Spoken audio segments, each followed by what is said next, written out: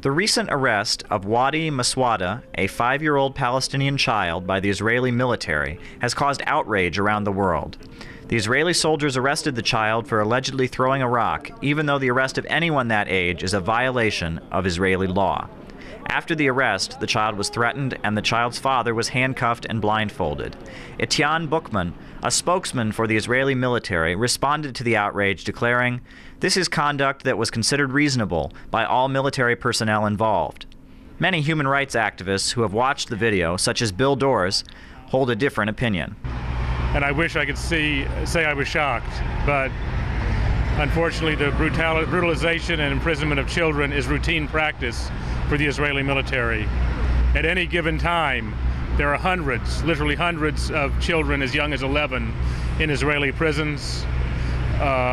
Very few Palestinians on the West Bank reach the age of 18 without suffering arrest or abuse by the military or by the settlers. He was accused of throwing a rock that hit the tire of a car of a settler.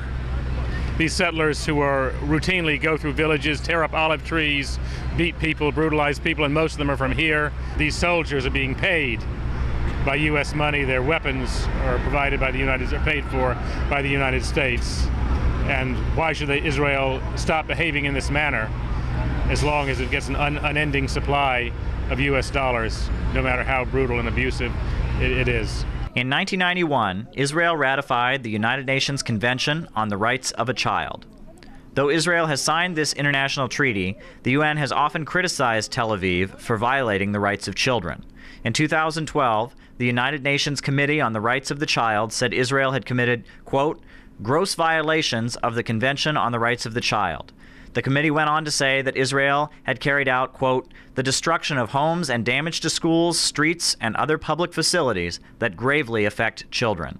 Sharon Eolas, a retired Jewish nurse residing in New York City, saw the rights of children being violated when she visited Gaza in 2006. It's important to understand that these children are losing their right to grow, to thrive, and the people of Gaza are losing their right to self-determination for themselves. Children are living outside, no running water, no sewage drainage, all of which leads to disease, and children are more vulnerable when their intake of calories in terms of food is decreased. When they're in this hot weather, when the water is contaminated and drinking it can lead you to become sick and maybe die. Many people feel that the recent arrest of a Palestinian child is just the latest in Israel's continued policy of disregarding the rights of children. Caleb Maupin, Press TV, New York.